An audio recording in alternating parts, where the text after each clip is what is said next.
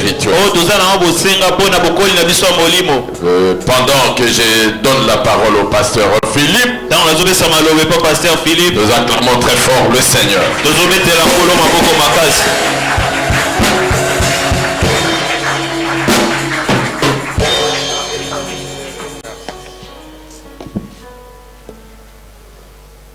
Je vous salue dans le nom précieux de notre Seigneur Jésus.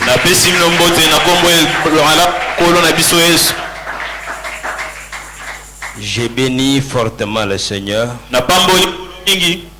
par celui qui est le maître des temps et des circonstances. Il a pris à Dieu de nous accorder encore cette faveur, de nous retrouver encore ici dans notre église de Bndal. De Lingwala, s'il vous plaît, et de partager avec le peuple de Dieu sa parole. Je dis merci à mon pasteur Pierre Ngandou. Depuis le début à l'école du ministère, il m'a très bien reçu et il m'a donné cette faveur de partager avec les enfants de Dieu, les serviteurs de Dieu, sa parole. Ce matin, encore une fois, il m'accorde cette ouverture. J'ai toujours dit ceci: la chair est chère. Est-ce que nous sommes ensemble? Amen. On ne peut pas céder la chair à qui que ce soit. On donne la chair à la personne qu'on a confiance.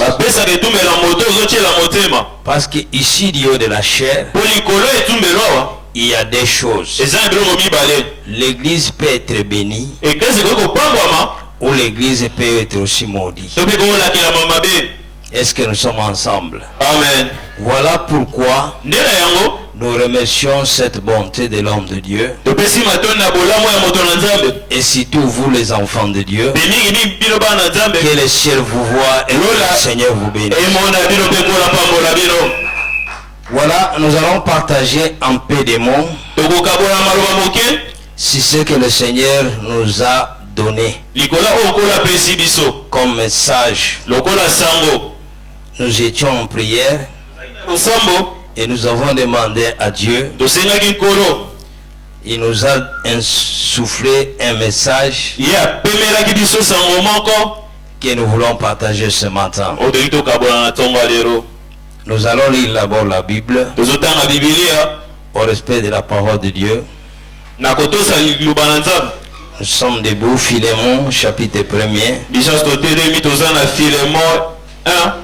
Verset 10 à 11. Verset 10 à 11. Un lecteur peut nous aider avant que nous puissions commencer l'intervention.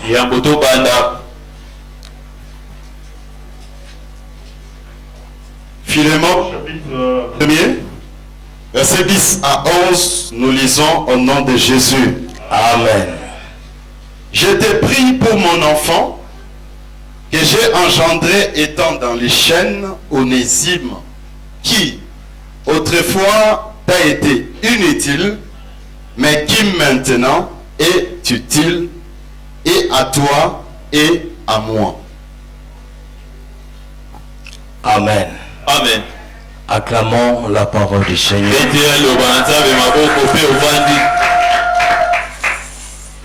Nous sommes assis et nous allons suivre maintenant la part de Dieu. Ici, nous voyons la lettre de l'apôtre Paul.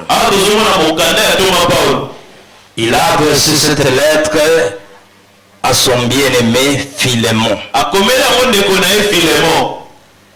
Et en adressant cette lettre, l'apôtre Paul intercédait en faveur d'un bien-aimé encore dans le Seigneur, Onésime.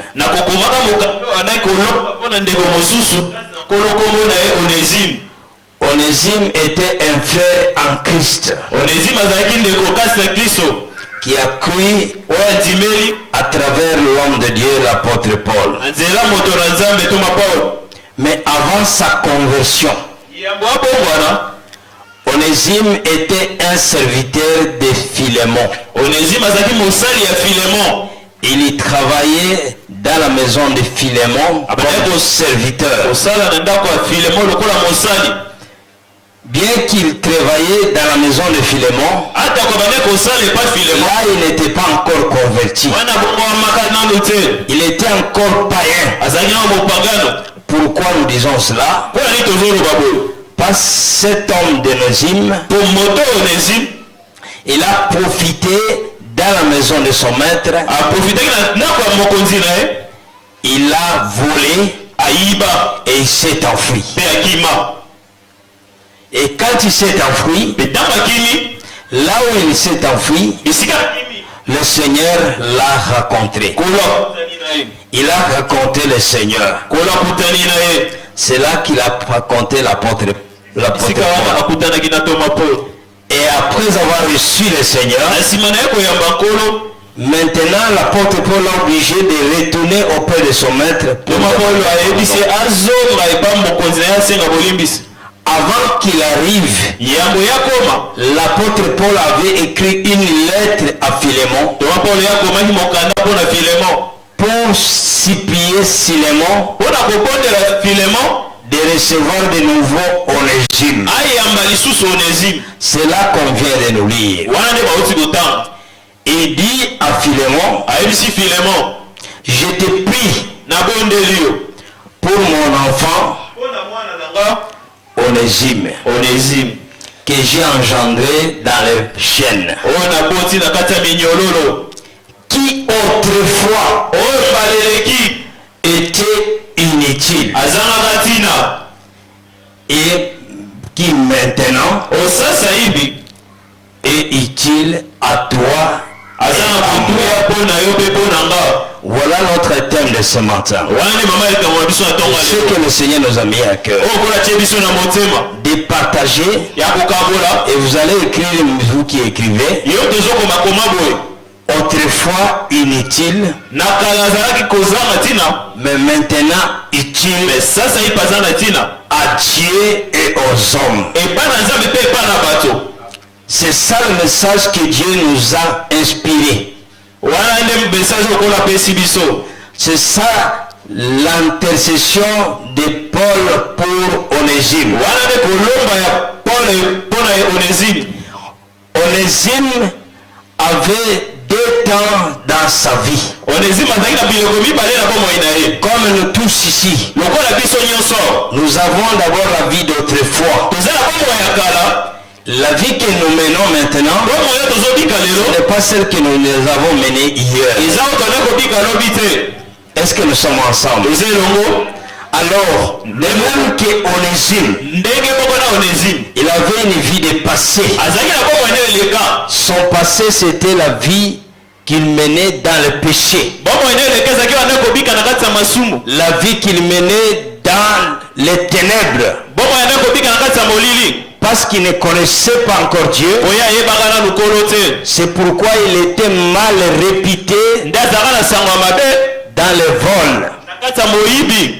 Il était inutile quand il était dans le vol. Azangaka ntina mpo azalaka moyibi. Il était sans valeur quand il était dans le péché. Azangaka ntina ntango azalaka na masumu. Bien-aimés dans le Seigneur, Olinga bikasi na nkolo. si nous vous adressons cette parole ce matin, Soki topesi bino liloba na ntongo ya lelo, c'est pour édifier votre foi. eza mpona kokembisa kondima na bino. Nous tous, d'abord, Biso nyonso nani avant de rencontrer Jésus, yambo tokutana na nkolo, nous étions des hommes et des femmes inutiles aux yeux de Dieu. tozalaka basi mpe mibali bazangaka ntina na miso na nzambe. Et qu'est-ce qui nous rendait inutiles? Nini nde okomisa biso tozanga ntina? C'est la vie que nous menions avant de rencontrer Christ. Ezalaki mpo moto ande kobika yambo toyamba Kristo. Chacun de nous ici a son passé. Moko na moko aza na bomoi nde eleka. Tu connais là où Jésus t'a rencontré. Oyebi kolo place nini akutana na Tu yo. connais la vie que tu menais avant de croire au Seigneur. Oyebi bomoi nini ozalaka nango yambo oyamba kolo. Tu étais païen. Ozalaka mopagano. Tu étais empirique. Ozalaka moto ya kindumba. Tu étais sorcier. Ozalaka ndoki.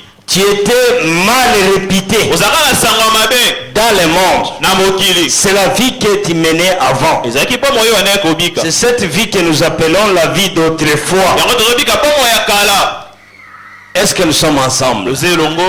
Alors cette vie que tu menais avant n'était pas une bonne vie. C'est pour cette raison que nous étions négligés. Nous étions minimisés. Nous étions considérés comme des objets. Avant de connaître Jésus.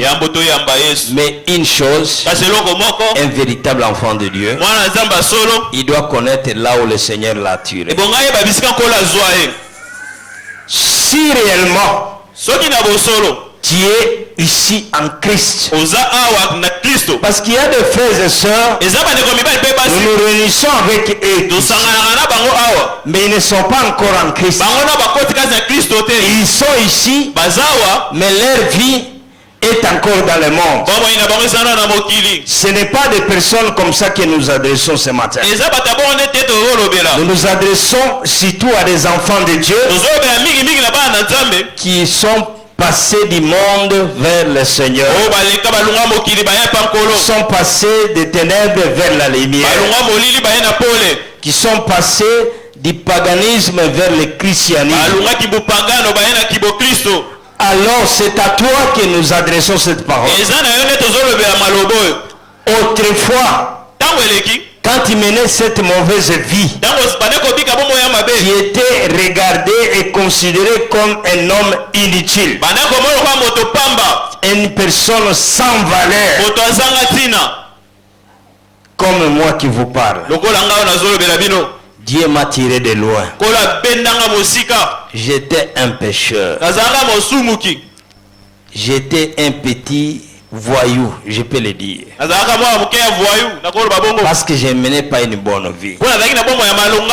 C'était en 1990. Je me suis retrouvé dans cette église cité Bethel, à Kindu. C'est là que j'ai fait ma première expérience de raconter le Seigneur. J'étais là-bas par hasard. Je n'étais pas invité. Mais dans mon paganisme, je suivais une fille. Et ce jour-là, je me suis retrouvé dans cette église-là. Et ce jour-là, c'était mon jour que le Seigneur m'a rencontré en particulier. Quand le prédicateur est passé du haut de la chair, il prêchait comme moi je prêche là.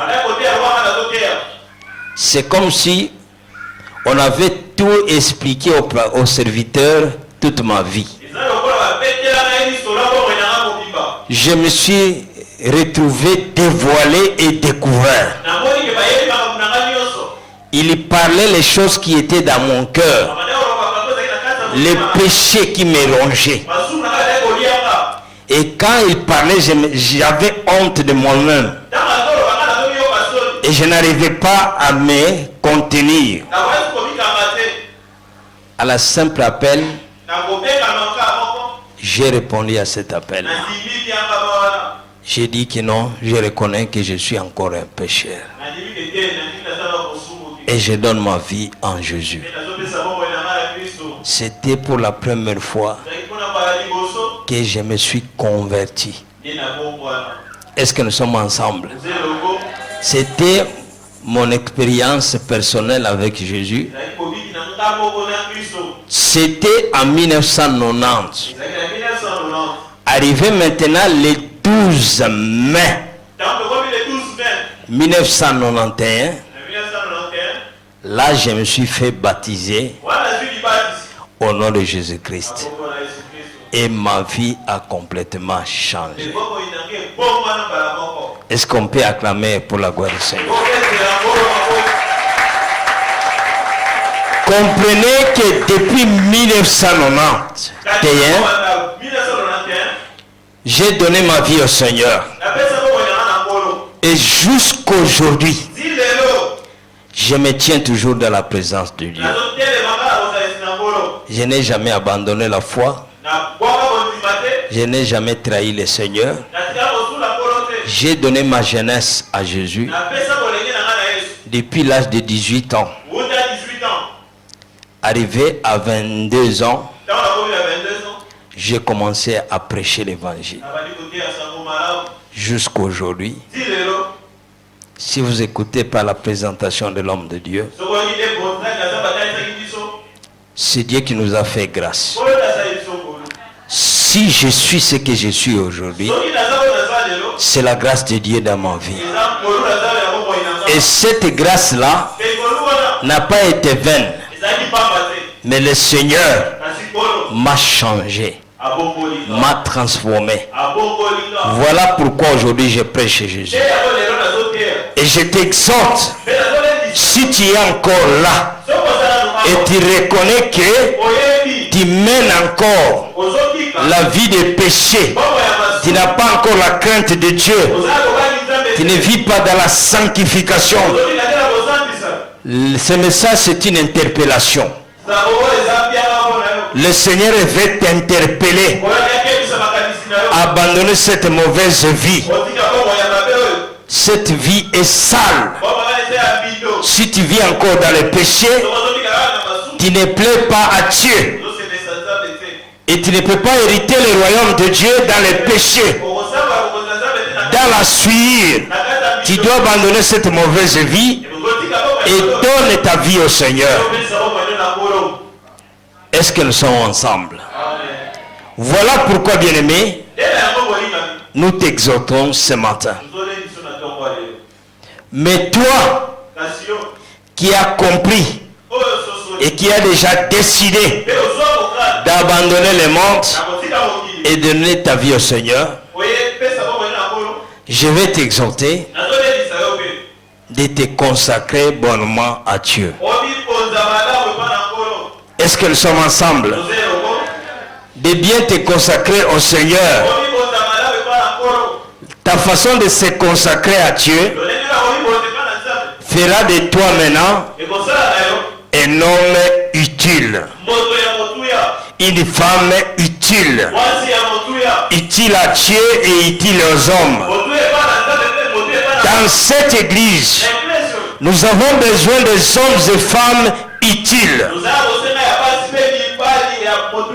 Des hommes et femmes qui contribuent positivement pour la promotion de l'évangile. Pas des personnes qui font la honte de Christ. Pas des personnes qui font la honte de l'évangile.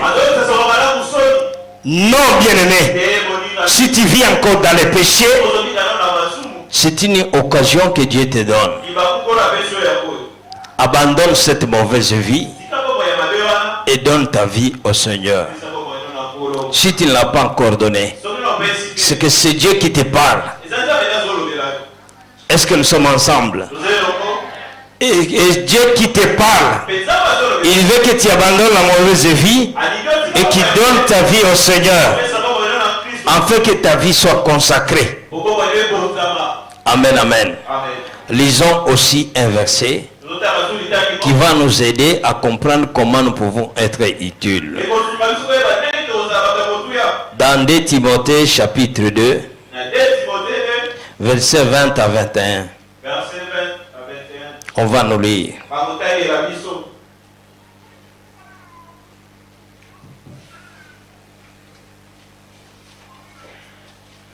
2 Timothée chapitre 2, versets 20 à 21. Nous lisons au nom de Jésus. Amen. Dans une grande maison, il n'y a pas seulement des vases d'or et d'argent, mais il y en a aussi des bois et des terres. Les uns sont des vases d'honneur et les autres sont d'un usage vil. Si donc quelqu'un se conserve pur, en s'abstenant de ces choses, il sera un vase d'honneur, sanctifié, utile à son maître, propre à toute bonne œuvre. Amen. Acclamons à la parole du Seigneur. L'apôtre Paul continue à dire, dans une grande maison, il n'y a pas seulement les vases d'honneur. Il y a des vases d'honneur Et il y a des âges d'usage vil. Est-ce que nous sommes ensemble?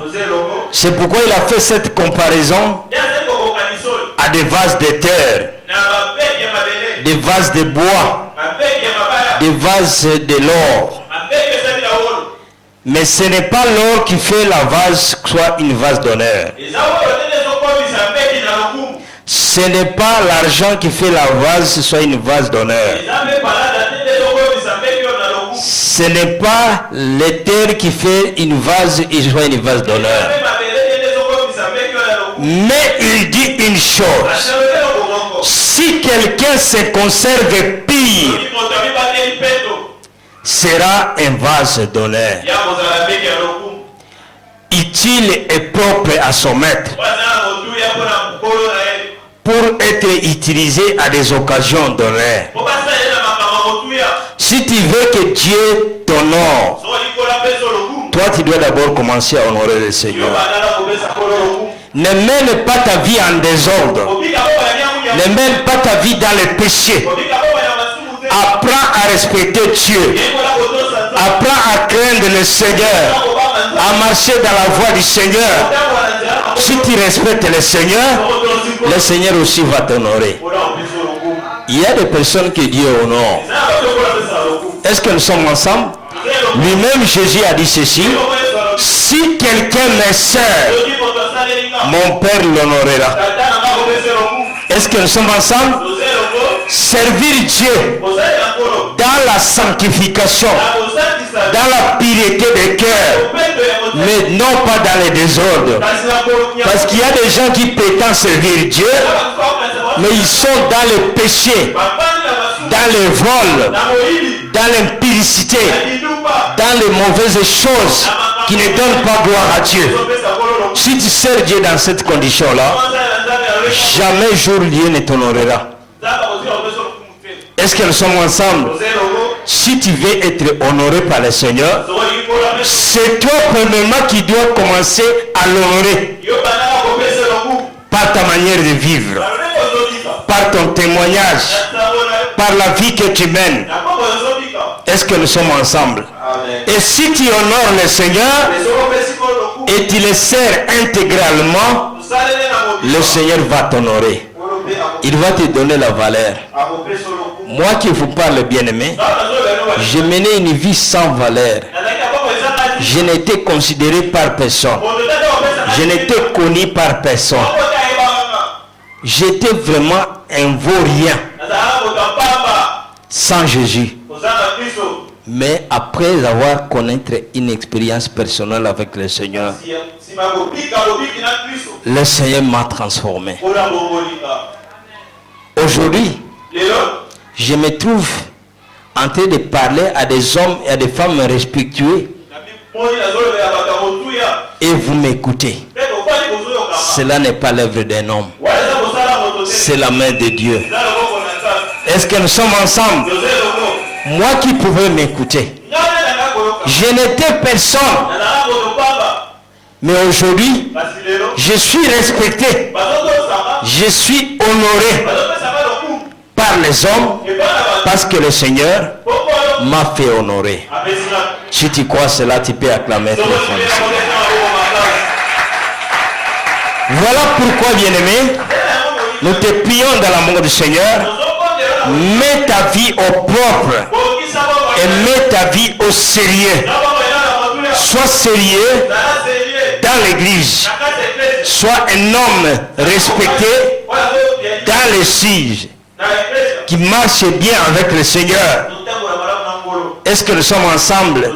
Qui s'éloigne de l'iniquité. Là, le Seigneur va te transformer à une vase d'honneur. Est-ce que nous sommes ensemble? Est-ce que nous sommes ensemble? Est-ce que tu peux acclamer très fort le Seigneur? Voilà pourquoi, bien-aimé, le Seigneur nous a mis à cœur de partager cette parole. Nous allons encore plus loin pour voir une histoire. Tu vas lire encore. Pour ceux qui écrivent, vous écrivez Juge chapitre 11. Lequel va nous lire le verset 1er au verset 3.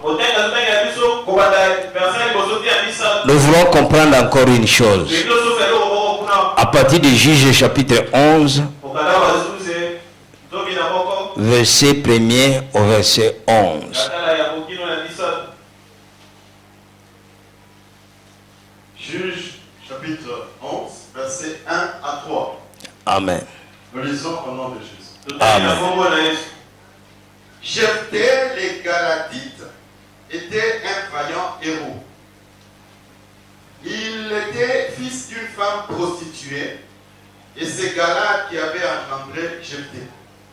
La femme de Galad lui enfanta des fils qui devenus grands chassèrent Jephthé et lui dirent: tu n'hériteras pas dans la maison de notre père, car tu es fils d'une autre femme. Et Jephthé s'enfuit loin de ses frères et il habita dans le pays des Tob. Des gens de rien se rassemblèrent auprès de Jephthé et ils faisaient avec lui des excursions. Amen. Acclamons à la parole du Seigneur. Voilà, nous venons d'écouter l'histoire d'un homme qui a connu une expérience personnelle avec le Seigneur. Autrefois, cet homme était sans valeur. Pourquoi? D'abord, c'était un enfant illégitime. C'était un enfant né dans la prostitution de sa mère. Ce qui n'était pas une femme mariée, mais elle faisait la vie de prostitution. Elle a rencontré un homme d'Israël et puis cet homme l'a mis enceinte. Après un temps, le père de Jephthé s'est marié légalement et il a eu encore d'autres fils et d'autres filles. Maintenant, suivez-moi bien.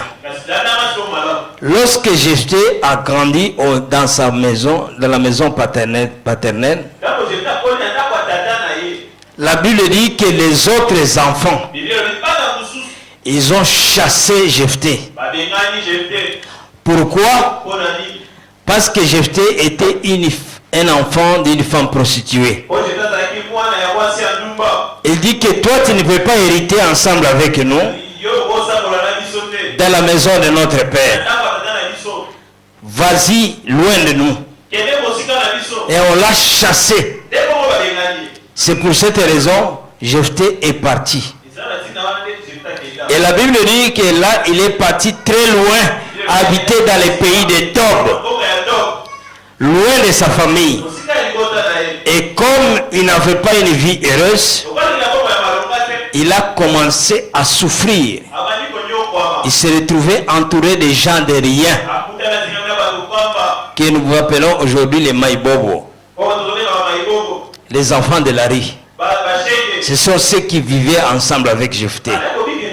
Mais une chose qui m'a édifié personnellement, dans Juge chapitre 11, le verset 1er, la Bible parle de Jephthé, un vaillant héros. Est-ce que nous sommes ensemble? C'est-à-dire que Jephthé était un homme courageux et c'était un homme aussi guerrier. Est-ce que nous sommes ensemble? Mais bien qu'il était courageux et guerrier, une chose, il n'était pas seul, mais il était avec Dieu.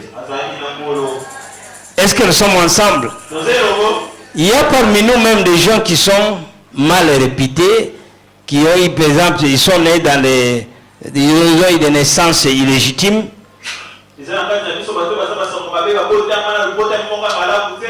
Tu peux être vu ou regardé comme soit l'enfant d'une prostituée,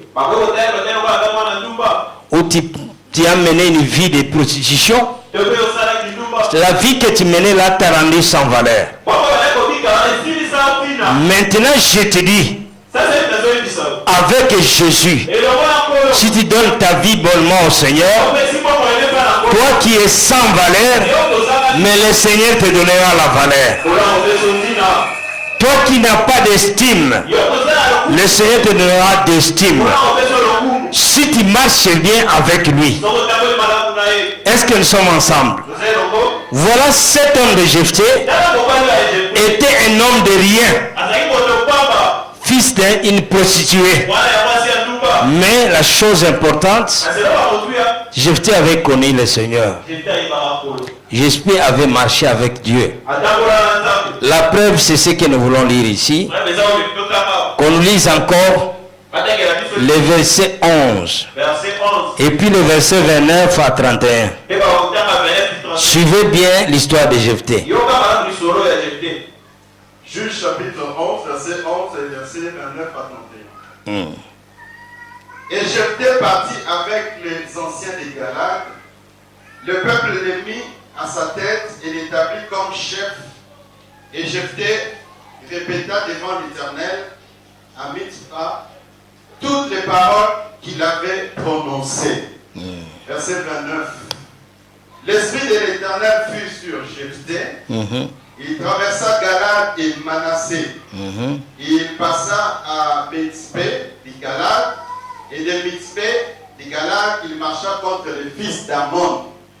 Jephthé fit un vœu à l'Éternel et dit: si tu livres entre mes mains les fils d'Ammon, quiconque sortira des portes de ma maison devant de moi, à mon heureux retour de chez les fils d'Ammon, sera consacré à l'Éternel et je l'offrirai en holocauste. Amen.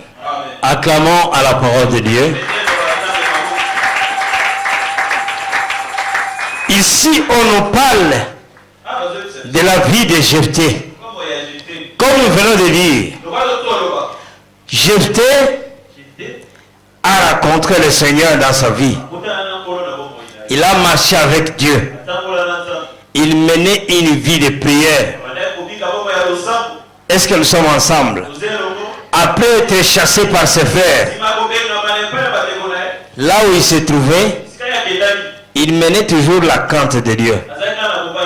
Jusqu'un jour, ceux qui l'ont chassé, ses propres frères, ils sont allés à la recherche de Jephthé. Ils l'ont rencontré. Ils lui ont dit: Jephthé, bien que nous t'avons chassé, mais maintenant, nous avons besoin de toi. Est-ce que tu peux venir devenir notre chef? Parce que nous avons un peuple qui nous attaque. Jephthé a dit à ses frères: vous ne m'avez pas chassé. Vous ne m'avez pas regardé comme une personne sans valeur. Et j'habite aujourd'hui loin de vous. Et pourquoi vous voulez encore que je vienne vers vous? Alors il a demandé à ses frères: si vous acceptez de sortir avec moi et de combattre vos ennemis, une fois que je parviens à les vaincre, maintenant je serai votre chef. Ils ont dit: ça va, nous acceptons. Seulement viens à notre secours. Est-ce que nous sommes ensemble? Et effectivement, Jephthé a accepté d'aller avec eux. Mais avant d'aller avec eux, Jephthé s'est tourné vers l'Éternel. Parce que c'était un homme de prière. Il a présenté à Dieu la cause, les problèmes que ses frères lui ont amenés. Et puis il a fait un vœu devant le Seigneur. Il dit: Seigneur, je vais combattre. Je vais aller. Mais je ne vais pas partir avec moi-même. Je ne vais pas partir moi-même. Je voudrais partir avec toi. Et là où je vais, si je parviens à vaincre mes ennemis, tout ce qui viendra vers moi, à mon retour dans cette bataille victorieuse, je vais consacrer à toi l'Éternel, en holocauste. Est-ce que nous sommes ensemble? C'est de cette façon que Jephthé est allé à la guerre. Et je vais vous dire la prière de Jephthé. C'est dans Psaume. Je vous donne ce verset pour que vous compreniez. Chaque fois quand même vous avez des problèmes, expose bien tes problèmes à Dieu. Psaume 25, verset 1 à 3. C'est quoi? C'est presque avant-dernier verset. Psaume 25, verset 1 à 3.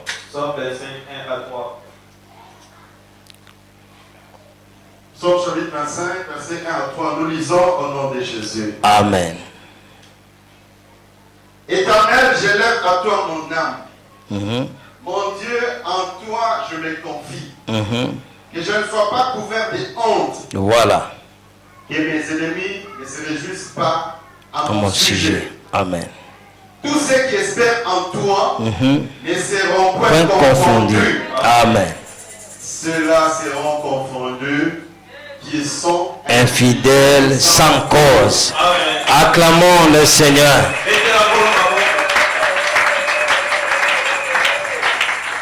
Pourquoi je dis que c'était ça la prière de Jephthé? Parce que Jephthé était d'abord rejeté. Ses frères se sont comportés comme ses ennemis. Après, ils sont venus les solliciter. Alors, comme lui devait aller combattre, c'est pourquoi il a adressé à Dieu cette prière. Seigneur, ne me donne pas la honte. Ne donne pas à mes ennemis la force de se moquer de moi. C'est pourquoi il s'est confié au Seigneur. Et la Bible dit bien, tous ceux qui se confient à l'Éternel, ils ne seront point confondus. Mais seulement ceux qui sont infidèles sans cause. Est-ce que nous sommes ensemble? Donc si tu te confies véritablement au Seigneur, le Seigneur marchera avec toi. Il sera l'ennemi de tes ennemis et l'adversaire de tes adversaires. Et quiconque se lèvera contre toi, il tombera sur ton pouvoir. C'est ça le secret de Jephthé. Il a abandonné sa vie entre les mains du Seigneur. Il a prié pour la mission qu'il devait effectuer. Effectivement, l'Éternel était avec lui. Est-ce que nous sommes ensemble? Et l'Éternel a écouté aussi ses prières. L'Éternel l'a exaucé. L'Éternel lui a donné la victoire sur ses ennemis. Est-ce que nous sommes ensemble? Et il est devenu chef des enfants d'Israël. À cette époque-là, c'est l'époque des juges. Est-ce que nous sommes ensemble? Jephthé est devenu juge en Israël. Pourquoi? Parce qu'il a marché avec Dieu. Pourquoi? Parce que son statut a changé. Il n'était plus le même qu'il était autrefois négligé, déconsidéré, méprisé. Mais après avoir donné sa vie au Seigneur, il a marché avec Dieu et le Seigneur l'a transformé. Il a rendu un homme de valeur. Est-ce que nous sommes ensemble? Il lui a donné un titre honorifique en Israël. Le titre de juge. Pourquoi? C'est parce qu'il a marché avec Dieu. Voilà, je te conseille ce matin. Tu dois mettre ta vie au propre. Tu dois savoir bien marcher avec Dieu. Ne mène pas ta vie en désordre. Si tu marches dans la vie de Dieu, dans la sanctification et dans la piété, le Seigneur sera avec toi. Et tout ce que tu entreprendras, tu réussiras. Est-ce que nous sommes ensemble?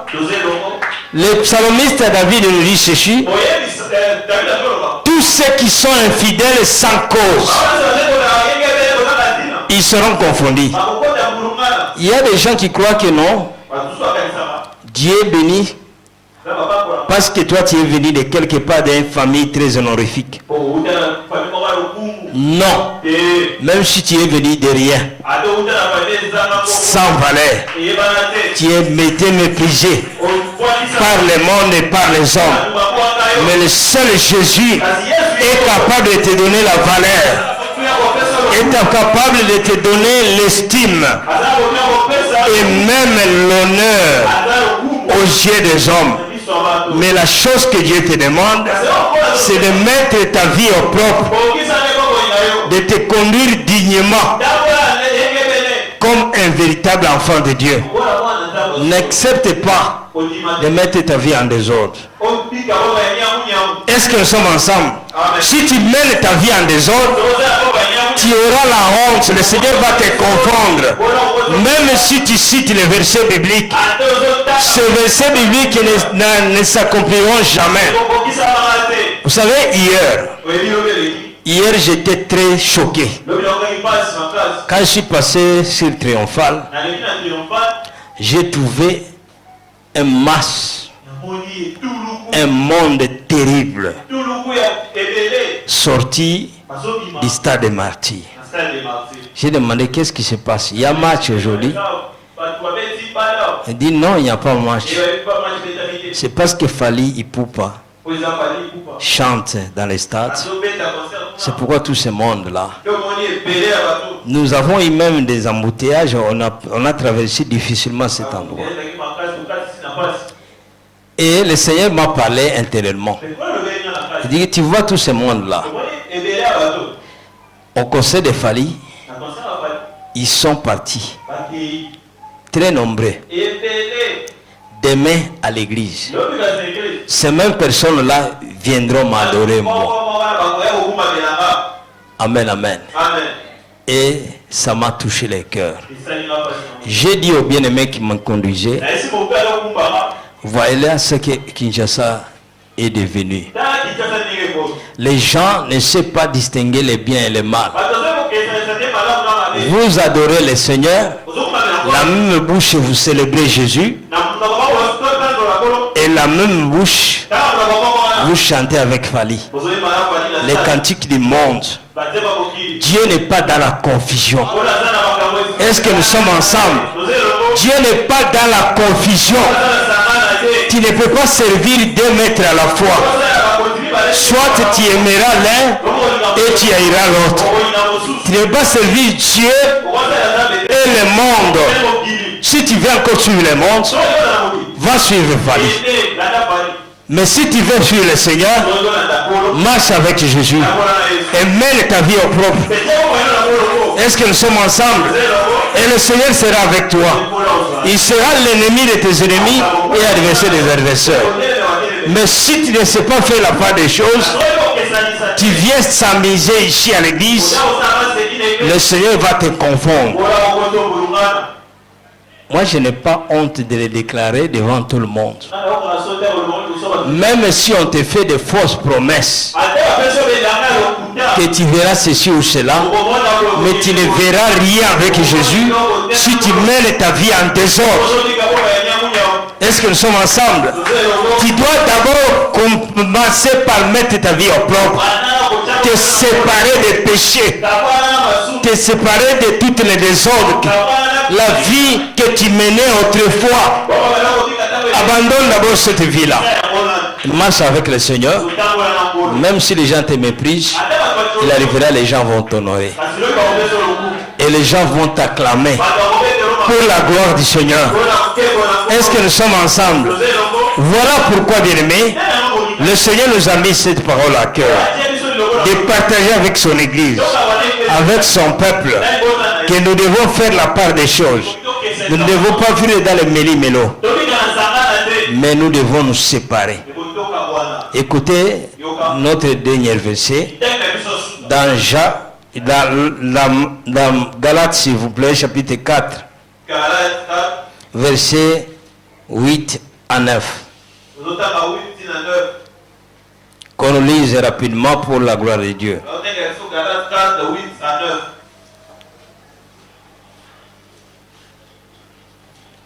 Galates chapitre 4, versets 8 à 9. Nous lisons au nom de Jésus. Amen. Autrefois, ne connaissant pas Dieu, vous serviez des dieux qui ne sont pas de leur nature. Voilà. Mais à présent que vous avez connu Dieu, ou plutôt que vous avez été connu de Dieu, comment retournez-vous à ces faibles et pauvres rudiments auxquels de nouveau vous voulez vous servir encore? Amen. Amen. Acclamons à cette parole de Dieu. On revient sur le même moment de notre foi. On parle autrefois, la vie de passé, ta vie passée, la vie que tu menais avant de connaître Jésus, c'était une vie sans valeur. À cette époque-là, vous serviez les dieux qui ne sont pas de leur nature. Tu étais idolâtre, tu étais sorcier, tu étais impudique, tu étais dans beaucoup de mauvaises choses. Mais maintenant, le Seigneur s'est révélé à toi. Tu viens de connaître Jésus. Tu n'es plus autorisé à retourner dans les choses du monde. C'est ça l'exhortation de l'apôtre Paul pour les chrétiens de Galates. Les chrétiens de Galates, ils ont commencé par l'esprit, mais pour terminer selon la chair. Est-ce que nous sommes ensemble? C'est ça aujourd'hui même des chrétiens dans nos églises qui commencent bien spirituellement, qui se donnent bien au Seigneur, mais arrivé un moment, ils retournent encore dans les choses qu'ils ont abandonnées, les choses qu'ils ont vomies. Le Seigneur ne veut pas cela. C'est pour cette raison, le Seigneur te donne cette parole, que mets ta vie au propre, mets ta vie au sérieux et marche avec le Seigneur dans la crainte et dans la sanctification. Si tu crains véritablement le Seigneur va t'honorer. Est-ce que nous sommes ensemble? C'est toi que nous encourageons. C'est toi que nous fortifions. Toi qui connais, tu traverses les moments difficiles. Tu connais les moments d'abandon, d'être abandonné par les hommes. Tu connais même les moments de désespoir. Tu manques vraiment l'espérance. Mais je te rassure, bien-aimé, si tu es en Christ, si tu as fait un bon choix et tu marches dans la crainte de Dieu, tu n'as pas fait l'erreur. Tôt ou tard, le Seigneur va t'honorer et le Seigneur va te faire respecter. Si tu crois cela, tu peux acclamer le Seigneur.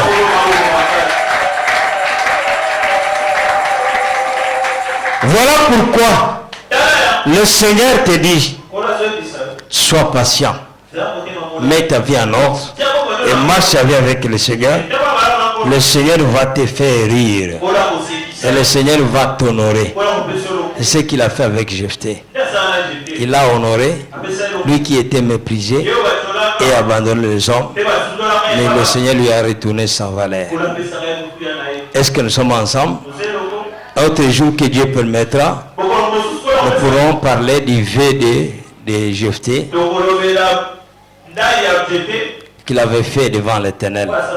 Mais aujourd'hui, le Seigneur a voulu que nous puissions nous rater là-bas. Que le Seigneur bénisse sa parole et que nous bénisse tous.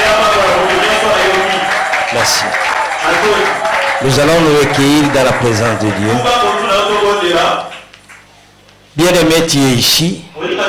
Tu as écouté la voix de Dieu.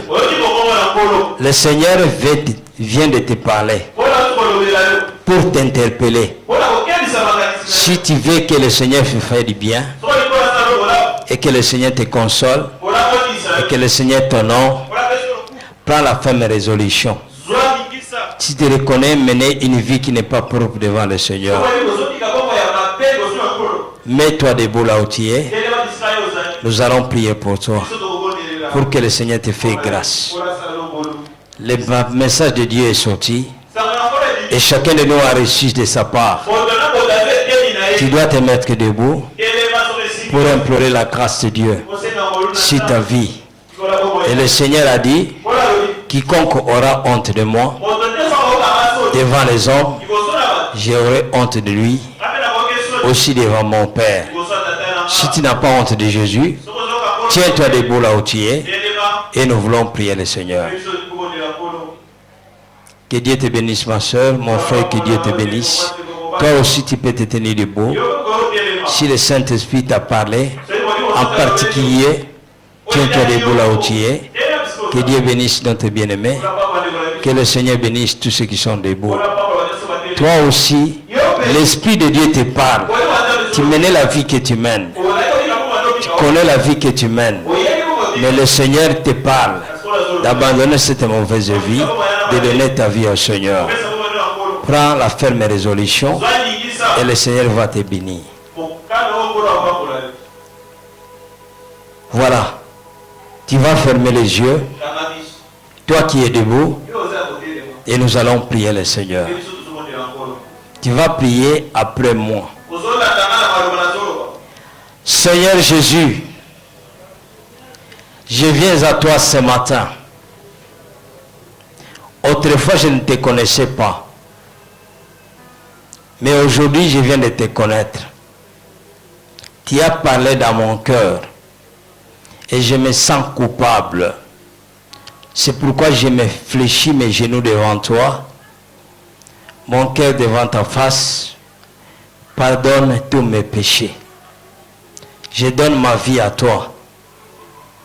Purifie-moi et fais de moi un homme utile, un homme de valeur, un vase d'honneur. Je vais prier pour toi. Elohim, notre Père, toi qui m'as envoyé à Kinshasa, aujourd'hui, le 30 2022, le 30 octobre, de terminer la mission que tu m'as envoyée.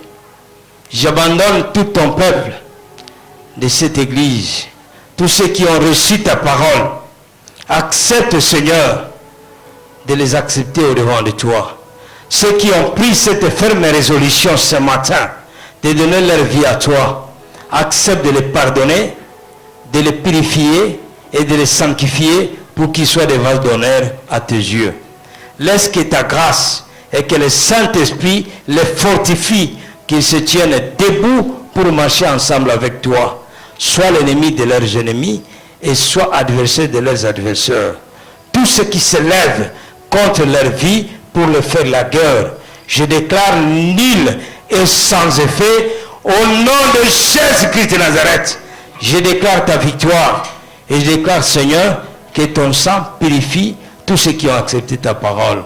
Pour la gloire de ton nom, Jésus, nous prions ainsi. Amen. Amen. Que le Seigneur vous bénisse.